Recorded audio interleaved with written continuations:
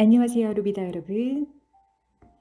스스로 창조하는 힘, 원하는 것에 집중, 감사하는 풍요의 감정으로 들으면 들을수록 행복한 부자가 되는 채널 책 속을 루비다. 오늘은 조던 피터슨 지음 메이븐 출판사에서 발행된 12가지 인생의 법칙 읽어보도록 할게요. 조던 피터슨 교수는 사실 한국인이 가장 사랑하는 심리학 교수 중 한 분이시기도 하고요. 93년에 하버드대 심리학과 교수로 재직하셨고 또 최우수 교수에게 수여되는 레빈슨 교수상 후보로 선정되기도 하셨고요. 지금은 토론토대에 지금 이직하셔서 심리학 교수로 재직 중인데 토론토대 학생들에게 내 인생을 바꾼 교수, 최고의 교수로 뽑힐 만큼 인정받고 계십니다. 여기에 나오는 12가지 인생의 법칙을 잘 이해해야 한다면 아마도 내가 내 삶을 중심을 잡고 살아가는데 많은 도움이 될 거라고 생각합니다. 법칙 1. 어깨를 펴고 똑바로 서라. 바닷 가재들의 영역 다툼. 수만 년 동안 같은 공간에서 다른 동물들과 공존할 수밖에 없던 동물들은 피해 위험을 최소화하면서 지배권을 확립하기 위한 수법을 터득해왔다. 예컨대 서열 싸움에 패한 늑대는 등을 바닥에 대고 누워 승리자에게 목을 드러낸다. 이때 승리한 늑대는 아무 행동도 하지 않고 패자를 무시한다. 승리자가 된 늑대는 사냥하려면 협력자가 필요하기에 서열 싸움에서 패배한 적이라도 협력자로 받아들여야 한다. 이런 행동은 생명체 세계에서는 흔한 현상이다. 턱수염 도마뱀들은 사회성이 뛰어나 서로 앞발을 흔들며 평화롭게 지내고 싶은 마음을 표현한다. 바다 밑바닥을 헤집고 다니는 바닷가재도 예외는 아니다. 바닷가재 수십 마리를 잡아 한 곳에 모아놓으면 바닷가재가 서열을 결정하는 의식과 기법을 관찰할 수 있다. 바닷가재는 먼저 새로운 지역을 탐색한다. 세세한 지형을 파악해 피신처로 가장 적합한 곳을 찾아내기 위한 과정이다. 이런 식으로 바닷가재는 새로운 지역에 대해 많은 것을 학습하고 머릿속에 기억해 둔다.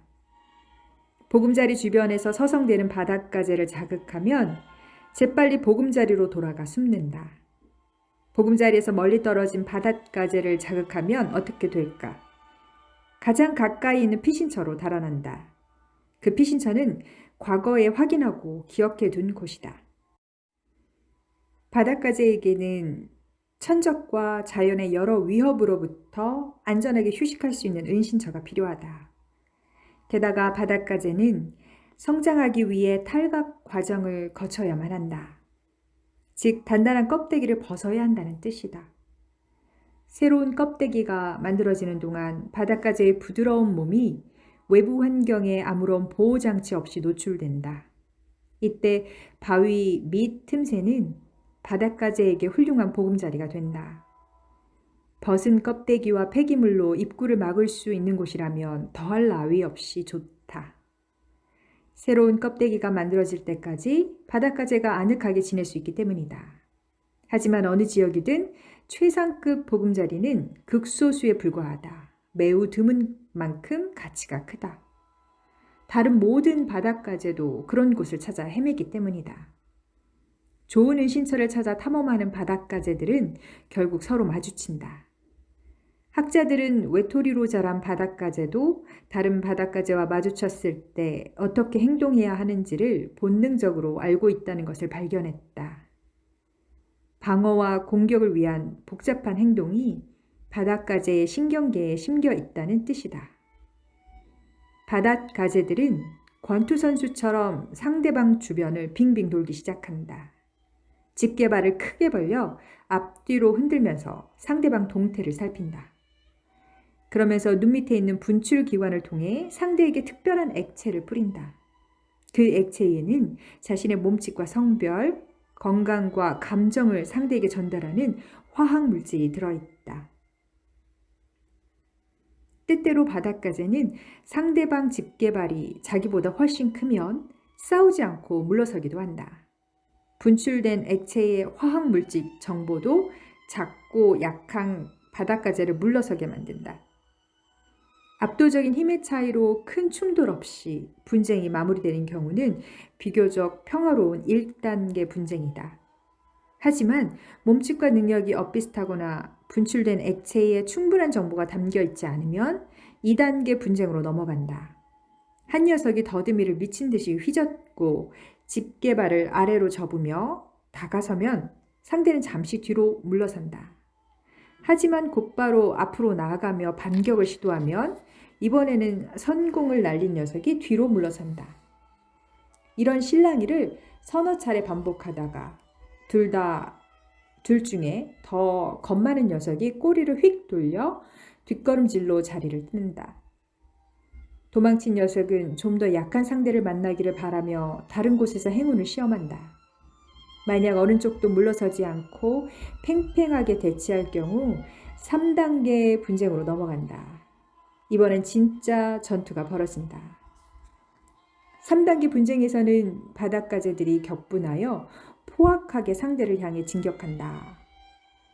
집게발을 쭉 뻗고 전투를 시작하면서 상대를 뒤집으려고 시도한다. 뒤집힌 바닷가재는 자칫하면 치명적인 타격을 입을 수 있다는 생각에 대체로 싸움을 포기하고 전쟁터를 떠난다. 어느 쪽도 상대를 뒤집지 못하거나 뒤집힌 녀석이 싸움을 포기하지 않으면 바닷가재의 충돌은 4단계 분쟁으로 넘어간다. 이 단계는 무척 위험하므로 함부로 시작할 만한 단계가 아니다.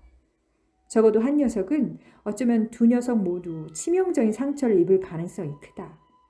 두 바닷가재는 빠른 속도로 서로에게 접근한다. 집게발을 크게 벌리고 상대 다리나 더듬이 혹은 눈자루같이 튀어나온 부분이나 약한 부분을 움켜잡으려고 한다. 상대방을 움켜잡는 데 성공하면 잽싸게 뒤로 물러서며 집게발로 그 기관을 뜯어내려 한다. 분쟁이 2단계에 이르면 승자와 패자가 명확히 갈린다. 패자는 거의 살아남을 수 없다. 특히 패자가 승자 영역에서 빠져나오지 못하면 처절한 응징을 당하고 만다. 싸움에서 패배한 바닷가재는 더 싸우려 들지 않는다. 싸우는 동안 보여준 패기 넘치는 공격성은 사라지고 다른 적은 물론 예전에 이겨본 적하고도 싸우려 하지 않는다. 패배한 경쟁자는 자신감을 완전히 잃는다. 그러한 상태가 며칠씩 지속되기도 한다. 특히 영역을 지배하던 바닷가재가 패배하면 그 바닷가재의 뇌 구조는 완전히 해체되어 약자에 적합한 새로운 뇌가 만들어진다.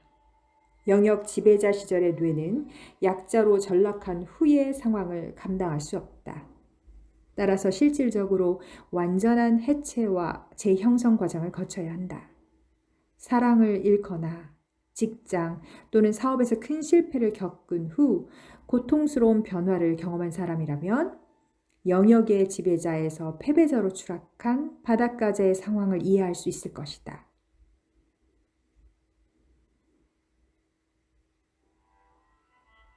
패배와 승리의 신경화학.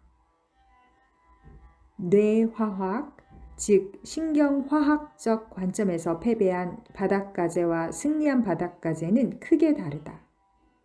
이런 차이는 승리와 패배를 받아들인 자세에서도 나타난다.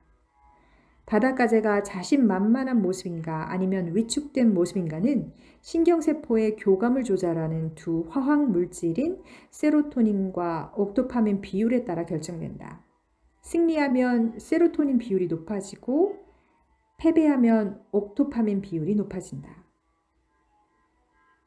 세로토닌 수치가 높고 옥도파민 수치가 낮은 바닷가재는 자신감 넘치는 모습으로 으스대며 걷는다.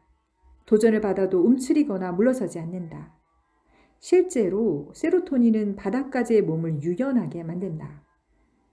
유연한 바닷가재는 부속 기관들을 쭉 뻗어 더 크고 더 무섭게 보일 수 있다. 방금 싸움에 패한 바닷가재에게 세로토닌을 주입하면 팔다리를 쭉 뻗으며 다시 승자에게 덤벼들어 예전보다 더 오래, 더 치열하게 싸운다. 우울증 환자에게 처방되는 약물인 선택적 세로토닌 재흡수 억제제도 거의 똑같은 화학적 효과를 일으킨다. 대표적인 우울증 치료제 프로작이 이 바닷가재의 행동을 활성화하는 데에도 효과를 발휘했다. 생명의 진화적 연관성을 보여주는 놀라운 실험 결과다. 세로토닌 수치가 높고 옥토파민 수치가 낮다는 것은 승리한 바닷가재의 특징이다. 반대로 세로토닌 수치가 낮고 옥토파민 수치가 높은 바닷가재는 후줄근하고 무기력하고 위축된 모습으로 보인다.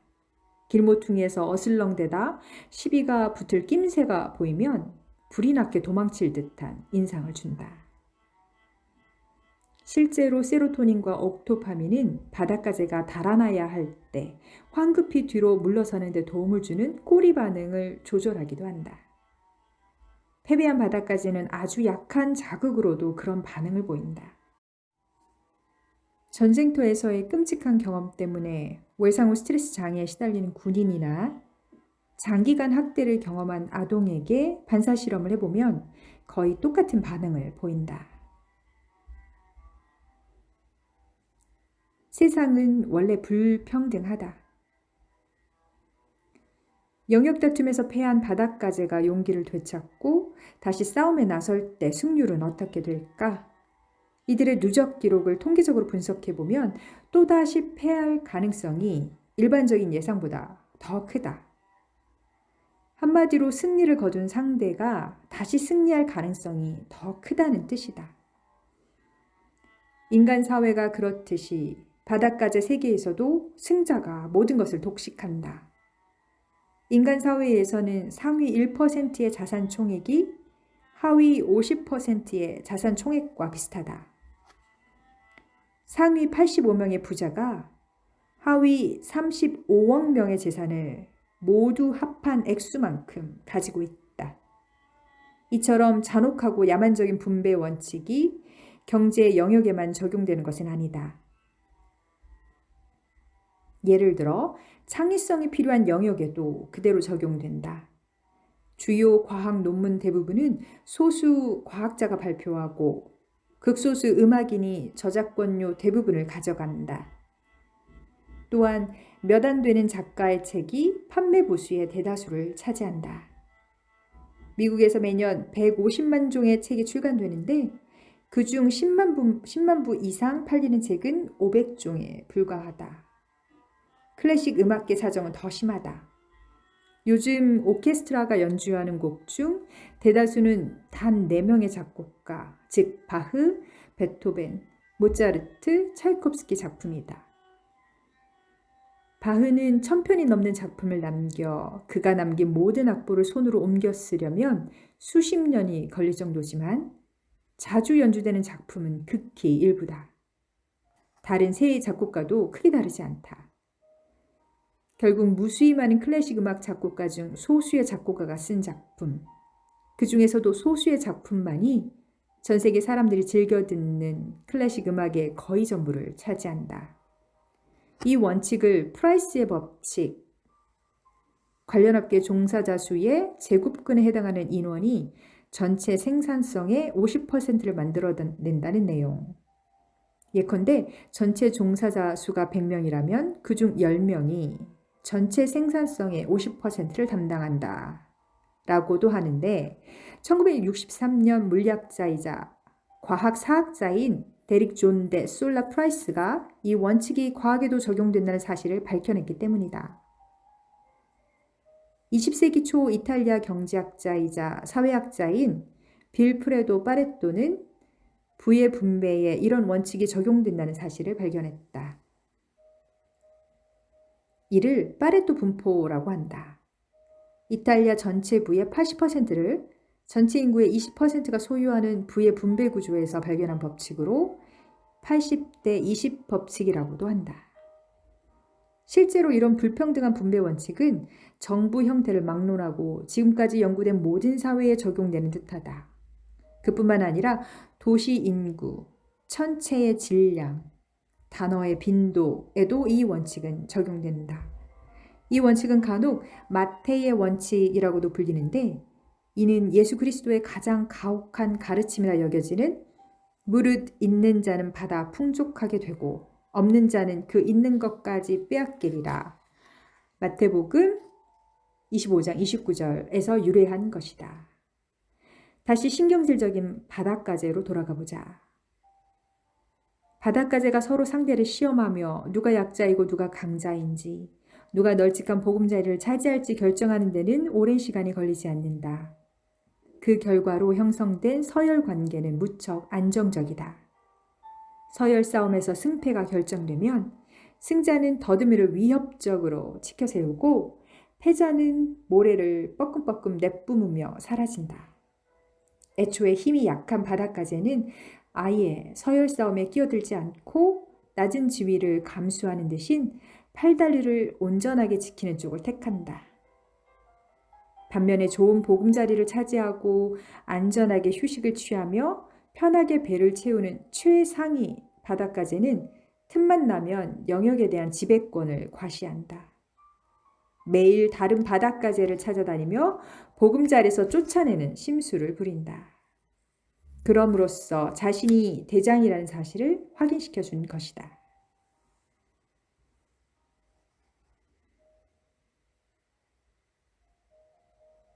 모든 암컷을 독차지하는 우두머리 수컷. 바닷가재 이야기가 도대체 인생 법칙과 무슨 상관이 있을까? 모든 인간 사회와 비슷한 느낌이 있다는 것 말고도 꽤 밀접한 관계가 있다. 첫째는 바닷가재가 이런저런 모습으로 3억 5천만 년 넘게 이 땅에서 살고 있다는 사실이다. 3억 5천만 년은 정말 긴 시간이다. 예를 들어 공룡은 6,500만 년 전 멸종될 때까지 약 2억 년을 살았다. 지구에 등장한 지 30만 년밖에 되지 않은 인간에게 공룡이 살던 2억 년 전의 시간은 짐작할 수 없는 시간이다. 하지만 이렇게 오래 산 공룡도 바닷가재에게는 한때 반짝했다가 사라지는 뜨내기에 불과하다. 아직 나무가 있지도 않던 3억 년 전, 생명체의 뇌와 신경계는 아주 단순했다. 바닷가재는 지금도 그때의 신경계와 크게 다르지 않다. 그런데 그 단순한 뇌와 신경계에서도 사회적 지위와 계급에 대한 정보를 처리하는 신경화학이 작동하고 있었고 지금까지 이어지고 있다. 이는 다시 말해 서열 구조가 생명체의 생존과 적응에 필수적이었다는 뜻이다. 이 점이 이 글의 핵심이라 할 만큼 중요한 부분이다. 마침내 사랑에 빠진 야수 앞에서 암컷 바닷가재는 껍데기를 벗고 가장 약한 상태가 된다. 그래야만 짝짓기를 할 수 있기 때문이다. 어느 순간이 되면 난폭하던 수컷도 다정한 연인이 되어 암컷을 향해 정액을 쏟아낸다. 이들은 암컷 바닷가재 껍데기가 다시 단단해질 때까지 열흘에서 보름 정도를 함께 지낸다. 이 모든 일을 치룬 후 암컷은 수정란을 잔뜩 품고 느긋한 발걸음으로 자신의 원래 보금자리로 돌아간다. 그러면 주변에 있던 또 다른 암컷이 우두머리 수컷을 유혹하기 시작하고 똑같은 과정이 되풀이된다. 우두머리 수컷은 최고의 사냥터를 독점하다시피 하고 가장 안전한 보금자리를 차지할 뿐만 아니라 위풍당당한 모습으로 모든 암컷의 구애를 받는다. 수컷 바닷가재가 성공해야 할 이유는 분명해진다.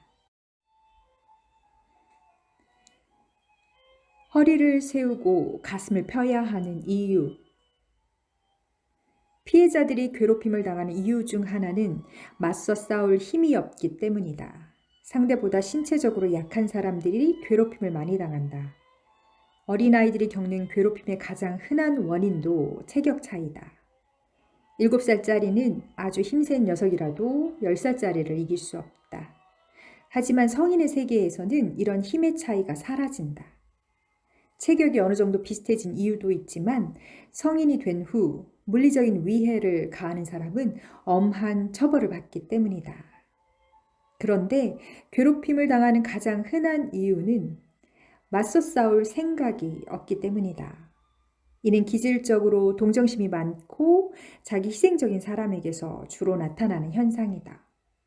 특히 저항을 부정적으로 생각하는 사람, 혹은 가학적 성향을 지닌 사람을 맞닥뜨릴 때 그에 따른 고통을 묵묵히 받아들이는 사람 등이 이에 속한다.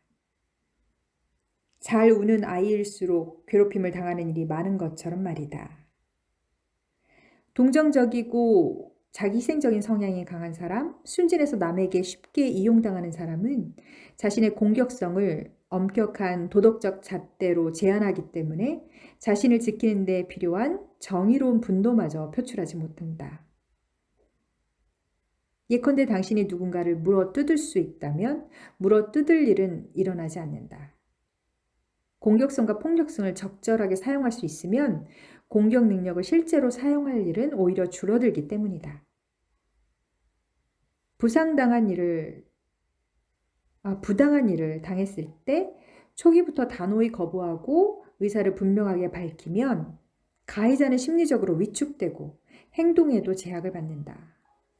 폭력성은 한번 나타나면 거침없이 확대되는 특성이 있다. 능력이 없고 힘이 부족해서 어쩔 수 없이 자신을 지키지 못하는 사람과 마찬가지로 적절한 반응을 보이지 않아서 자신의 영역을 지키지 못하는 사람 역시 쉽게 착취 대상이 되기 마련이다. 착하고 순진한 사람들은 일반적으로 단순한 몇몇 격언을 생각과 행동의 지침으로 삼는다. 예컨대 인간은 기본적으로 선하다. 진심으로 남을 해치려 하는 사람은 없다. 물리적인 힘을 앞세우는 것은 어떤 경우에도 옳지 않다 등이다. 하지만 이런 격언들은 뼛속까지 악의적인 사람 앞에서 무참히 무너진다.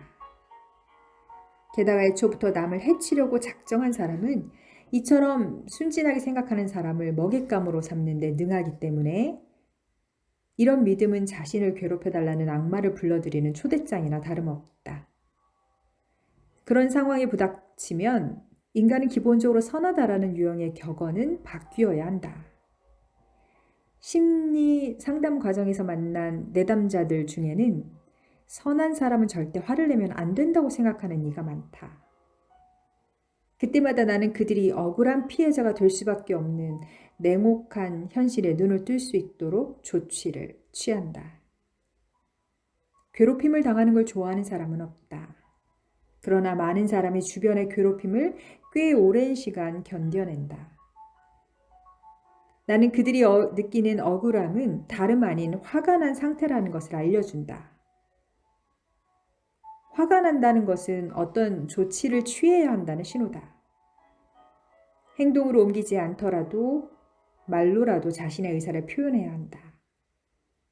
다음 단계에서는 그런 행동이 개인적인 차원에서는 물론이고 사회적 차원에서도 가해, 행위 학대를 막는 방법의 하나라고 생각하도록 유도한다.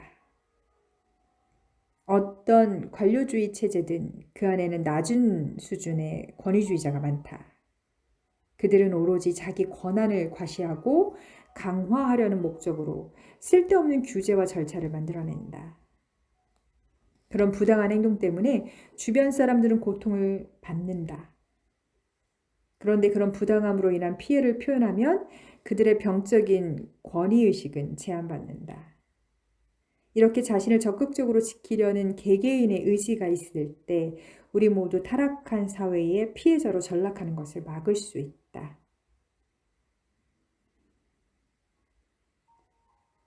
착하고 순진하던 사람이 현실의 냉혹함을 깨닫게 되면, 즉 자기 내면에 사악하고 극악무도한 씨앗이 있으며 자신도 위험한 존재라는 사실을 깨닫게 되면 스스로를 짓누르던 두려움이 줄어든다. 그와 동시에 자존감이 높아진다.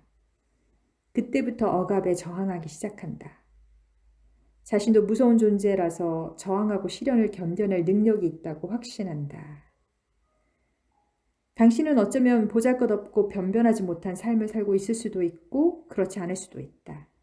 지금까지 지질하게 살았다고 해서 남은 인생을 계속 그렇게 살 필요는 없다. 세상 모든 나쁜 습관을 다 가진 사람일 수도 있고 그렇지 않은 사람일 수도 있다.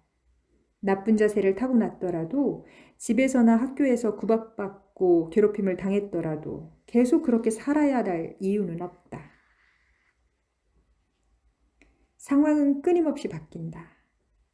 만약 당신이 싸움에서 진 바닷가재처럼 축 늘어진 자세로 다니면 사람들은 당신을 지위가 낮은 사람이라고 생각할 것이다. 인간과 갑각류가 모두 가지고 있는 뇌 속 가장 깊숙한 곳의 서열 계산기도 당신의 서열 순위를 낮게 평가할 것이다. 그러면 뇌에서 나오는 세로토닌의 양이 줄어든다. 행복감이 떨어지고 불안감과 슬픔은 커진다. 당당하게 자기 목소리를 내야 할 때 패배를 인정하고 뒤로 물러서게 된다. 좋은 사람들과 함께하고 최고의 기회를 얻으며 건강하고 매력적인 배우자를 만날 확률도 줄어든다. 미래에 대한 희망이 없어서 알코올을 남용할 가능성이 커지고 심장질환과 암, 치매에 걸릴 가능성도 커진다. 어느 면으로 보나 좋은 결과로 이어지는 경우는 거의 없을 것이다. 상황이 끊임없이 바뀌듯 당신도 변할 수 있다. 앞서 말한 양성 순환고리는 효과에 효과를 더하기에 부정적인 방향으로 작용하면 파괴적인 역효과를 낳을 수 있지만 그와 반대로 엄청난 성공의 원동력이 될 수도 있다. 일단 하나를 얻는 데 성공했다면 더 많은 것을 얻을 것이다. 이는 바로 프라이스의 법칙과 파레토의 분포가 증명하는 또 하나의 희망적인 교훈이다. 개인적이고 주관적인 영역에서도 긍정적인 순환고리가 작동할 수 있다. 몸짓 언어 변화에 따른 심리 변화가 대표적인 예다. 심리실험 참가자에게 얼굴 근육을 한 번에 하나씩 움직여 슬픈 표정을 지어달라고 요청하고 심리 상태를 확인하면 그런 표정을 짓는 과정에서 더 슬퍼졌다. 고 대답한다. 반대로 얼굴 근육을 하나씩 움직여 행복한 표정을 지어달라고 요청하면 심리 변화를 확인했을 때 그런 표정을 짓는 과정에서 더 행복해졌다고 대답한다. 감정은 대체로 몸으로 표현되고 그 표현 때문에 증폭되거나 줄어들 수 있다. 몸짓 언어와 같은 양성 순환고리는 개인적 영역을 넘어 사회적 영역에서도 일어날 수 있다. 자세가 나쁜 사람들은 예를 들어 가슴을 웅크리고 고개를 숙인 채 다니는 이들은 주변 사람들에게 왜소하고 자신감 없는 것으로 보일 뿐 아니라 자신도 의기소침하고 무기력한 느낌이 들게 된다. 문제는 주변 사람들 반응 때문에 무력감이 더욱 증폭된다는 것이다. 인간도 바닷가재처럼 자세와 겉모습으로 상태를 평가한다. 따라서 패배자의 자세를 취하고 있으면 사람들도 당신을 패배자로 취급한다. 반대로 당신이 허리를 쭉 펴고 당당한 자세를 하고 있으면 사람들 역시 당신을 다르게 보고 그것에 맞게 대우한다. 이쯤에서 이런 반론이 나올 만하다. 밑바닥은 분명히 있고 밑바닥에 속한 사람들도 분명히 있다. 이런 위치에서 자세를 바꾸는 것만으로는 변화를 기대할 수 없다. 내가 만약 가장 밑바닥에 있는 사람인데 똑바로 서서 위협적인 모습을 보인다면 나를 다시 끌어내리려는 사람들의 관심만 끌 뿐이다. 충분히 일리가 있다. 그러나 어깨를 펴고 똑바로 선다는 것은 겉모습만 관련된 법칙이 아니다. 우리는 몸뚱이로만 이루어진 존재가 아니라 정신적 존재이기도 하다. 몸을 똑바로 하라는 말에는 정신 역시 똑바로 하라는 요구가 들어있다. 똑바로 선다는 것은 존재의 부담을 자진해서 받아들인다는 뜻이다. 우리가 삶의 요구에 자발적으로 응답하면 신경계가 완전히 다른 식으로 반응한다. 예컨대 재앙 앞에서 얼어붙지 않고 적극적으로 도전한다. 만약 용을 만나면 겁에 질려 움츠러드는 것이 아니라 오히려 용이 모아둔 황금을 찾아 나선다. 더 높은 서열을 차지하기 위해 당당하게 앞으로 나서고 자신의 영역을 지키고 키우고 개선하려는 의지를 보인다. 이런 모든 변화가 물리적 재구성이나 개념적 재구성을 통해 현실적으로 또 상징적으로 구체화된다. 어깨를 펴고 똑바로 선다는 것은 두 눈을 크게 뜨고 삶의 엄중한 책임을 다하겠다는 의미다. 어깨를 펴고 똑바로 선다는 것은 혼돈을 질서로 바꾸기 위해 적극적으로 노력하겠다는 의지의 표현이다. 자신의 약점이 무엇인지 알고 그것을 기꺼이 받아들이며 인간의 유한성과 죽음을 모르던 어린 시절의 낭만이 끝났음을 인정하겠다는 뜻이다. 또한 생산적이고 의미 있는 현실을 만들기 위해 어떠한 희생도 감수하겠다는 뜻이기도 하다. 어깨를 펴고 똑바로 선다는 것은 방주를 지어 홍수로부터 세상 사람들을 지키고 폭정으로 고통받는 사람들을 이끌고 사막을 건너겠다는 의미다. 안락하고 편안한 집을 떠나겠다는 뜻이고 과부와 어린아이를 무시하는 사람들에게 예언을 전하겠다는 뜻이다. 어깨를 펴고 똑바로 선다는 것은 옳은 것과 편한 것이 충돌하는 지점에서 십자가를 짊어지겠다는 뜻이다. 포갑적이고 엄격해서 죽은 것과 다름없는 질서를 원래의 출발점인 혼돈으로 되돌리겠다는 뜻이며 그 결과로 닥치는 불확실함을 견뎌냄으로써 궁극적으로 더 의미 있고 더 생산적이고 더 좋은 질서를 만들겠다는 의미다. 따라서 자세부터 반듯하게 바로잡아야 한다. 구부정하고 웅크린 자세를 당장 버려라. 당신 생각을 거침없이 말하라. 바라는 것이 있으면 그런 권리를 가진 사람처럼 당당하게 요구하라. 허리를 쭉 펴고 정면을 보고 걸어라. 좀 건방지고 위험한 인물로 보여도 괜찮다. 세로토닌이 신경회로를 타고 충분히 흐를 것이고 그러면 두려움도 사라질 것이다. 그 결과 당신 자신은 물론 많은 사람이 당신을 유능한 실력자라고 생각하게 된다. 최소한 그 반대로 생각하지는 않을 것이다. 이런 긍정적인 반응 덕분에 불안감이 줄어들기 시작한다. 사람들이 주고받는 대화에서 그들의 사회적 지위를 짐작할 만한 단서를 찾아내기가 쉬운데 당신의 대화 역시 어색하게 중단되는 일 없이 매끄럽게 이어지게 된다. 그 결과 당신에게 좋은 일이 일어날 확률이 높아지고 실제로 좋은 일이 생기면 자신감도 커진다. 자신감과 용기를 찾은 당신은 자신의 약점과 강점을 있는 그대로 받아들이고 더 나은 사람이 되기 위해 좁고 험한 길이라도 마다하지 않을 것이다. 사랑하는 사람이 큰 병에 걸리거나 부모님이 돌아가시더라도 그 아픔을 견뎌낼 수 있을 것이다. 절망의 늪에 빠진 사람에게 용기와 힘을 북돋워 줄 수 있을 것이다.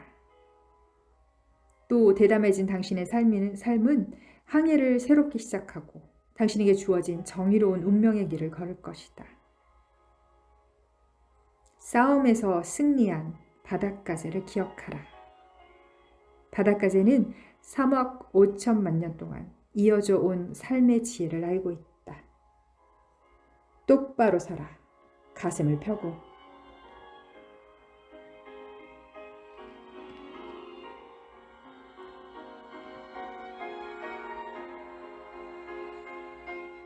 들으면 들을수록 행복한 부자가 되는 채널 책 속을 누비다. 오늘도 책을 통해 여러분의 삶을 이루고 누비고 즐기세요.